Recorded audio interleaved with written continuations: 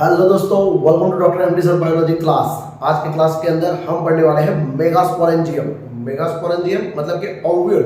Megasporangium ovule क्या है उसके बारे में हम पढ़ेंगे। ओव्यूल का दूसरा नाम है मेगास्पोरेंजियम। तो आपको पता होना चाहिए दोस्तों, ये एक एमसीक्यू है जो नीट में भी पूछा जा चुका है प्रीवियस ईयर में कि ओव्यूल है वही मेगास्पोरेंजियम है दोस्तों। तो आज बहुत ही सिंपल तरीके से डिस्कस करते हैं कि मेगास्पोरेंजियम या ओव्यूल क्या है। आप यहाँ पे देख सकते हैं बहुत ही बढ़िया से एक स्ट्रक्चर आपको दिख रहा है, जो स्ट्रक्चर है ओव्यूल का। यहाँ पे हम बात करेंगे आज ओव्यूल क्या है। तो ovule is a small structure.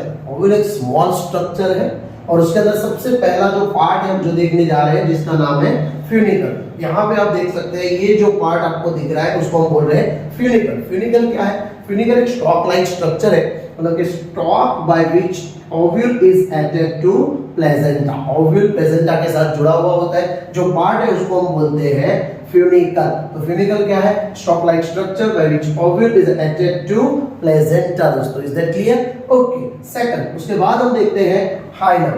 Hilum क्या है? तो जनरली यहाँ पे ओव्यूल है।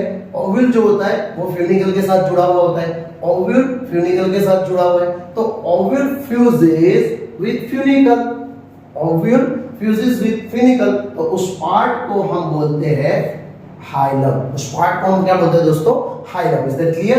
तो ओव्यूल फ्यूजेस विद फ्यूनिकल। तो एक और चीज भी हम बोल सकते हैं कि हाइलम क्या है। तो हम बोलेंगे कि भाई junction between ovule and funicle. तो ये भी आपका एमसीक्यू हो सकता है हिलम या हाइलम के junction between ovule and funicle क्या है। तो वी कैन से हिलम और हाइलम। इज दैट क्लियर दोस्तों? तो ये दो चीजें आपको समझ में आ गई होगी। यहाँ पे हम नंबर दे देंगे जैसे इजी रहेगा। ये फ्यूनिकल है, ये हिलम या हाइलम। सेकंड, मतलब कि इसके बाद वाली बात करेंगे जिसका नाम है इंटेग्यूमेंट। इस टॉपिक के अंदर क्या है? इंटेग्यूमेंट। इंटेग्यूमेंट क्या है? Each ovule has one or two protective envelope. One or two protective envelope. आप यहाँ पे देख सकते हैं एक या दो प्रोटेक्टिव एनवेलप जो स्ट्रक्चर दिख रहा है आपको, उसको हम बोलेंगे इंटेग्यूमेंट्स। इसको क्या बोलेंगे दोस्तों? इंटेग्यूमेंट्स। इंटेग्यूमेंट्स क्या होते हैं? एक या दो प्रोटेक्टिव लेयर है। प्रोटेक्टिव लेयर, एक या दो प्रोटेक्टिव लेयर जिसको हम बोलते हैं इंटेग्यूमेंट्स। क्या बोला जाता है दोस्तों? इंटेग्यूमेंट्स। Is that clear? तो उसको हम 3 नंबर दे देंगे जिससे इजी रहेगा कि थर्ड कौन सा याद करना है? इंटेग्यूमेंट्स। ओके। उसके बाद वाला टॉपिक देखते हैं जहां पे माइक्रोपाइल। माइक्रोपाइल क्या है? तो यहाँ पे आप देखेंगे कि यहाँ पे इंटेग्यूमेंट्स जो होते हैं वो पूरा कवरिंग कर रहे हैं, लेकिन एक जगह पे कवरिंग नहीं है। तो वो जो छोटा सा मतलब कि पार्ट है, मतलब कि स्मॉल ओपनिंग, ये जो पार्ट है आप देख रहे हैं एक छोटा सा ओपनिंग, मतलब कि small opening at the tip of ovule. Small opening at the tip of ovule is known as micropyle. Small opening at the tip of ovule is known as micropyle दोस्तों। ये माइक्रोपाइल है और इसका function क्या है? Micropyle का काम क्या है? तो पोलन ट्यूब यहीं से एंटर होगी। पोलन ट्यूब जो है वो पोलन ट्यूब यहीं से मतलब माइक्रोपाइल एंड से ही एंटर होगी। इज दैट क्लियर दोस्तों?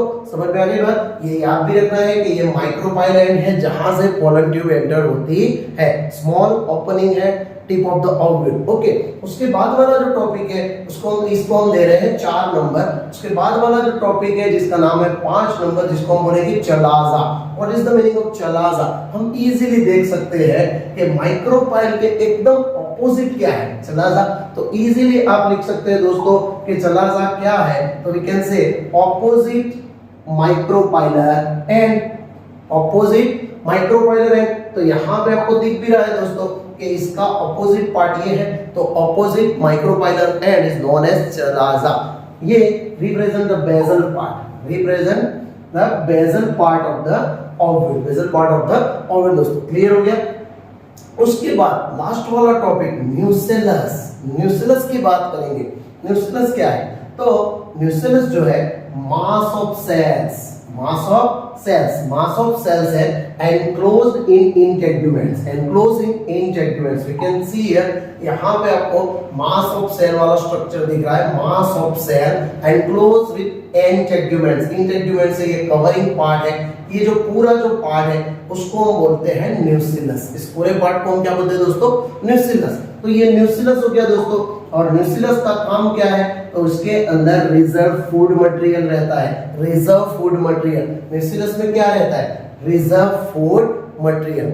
और न्यूक्लियस के अंदर यहाँ पे आपको कुछ दिख रहा है जिसका नाम है एम्ब्रियो सैक। एम्ब्रियो सैक, ये एम्ब्रियो सैक है। और एम्ब्रियो सैक क्या है उसके बारे में हम नेक्स्ट वीडियो में डिस्कस करेंगे, वो भी एक आईएमपी क्वेश्चन है। बहुत सारे नीट के क्वेश्चन एम्ब्रियो सैक में से भी पूछे जा चुके हैं दोस्तों। तो नेक्स्ट वीडियो के लिए प्रिपेयर रहिए, नेक्स्ट वीडियो में आपको मिलेगा एम्ब्रियो सैक। दोस्तों इसी तरह से आपको ये वीडियो मिलते रहेंगे। साथ में ये किस तरह से लिखना है मैं एग्जाम के लिए भी बता रहा हूँ, नीट के साथ एग्जाम में, थियरिकल एग्जाम में किस तरह से लिखना है वो भी आपको समझ में आ जाएगा दोस्तों कि ये किस तरह से आपको आंसर लिखना है। तो ये वीडियो को लाइक कीजिए, शेयर कीजिए, सब्सक्राइब कीजिए। ऐसे बहुत सारे वीडियो आपको गुजराती मीडियम और इंग्लिश मीडियम के अंदर अवेलेबल रहेंगे।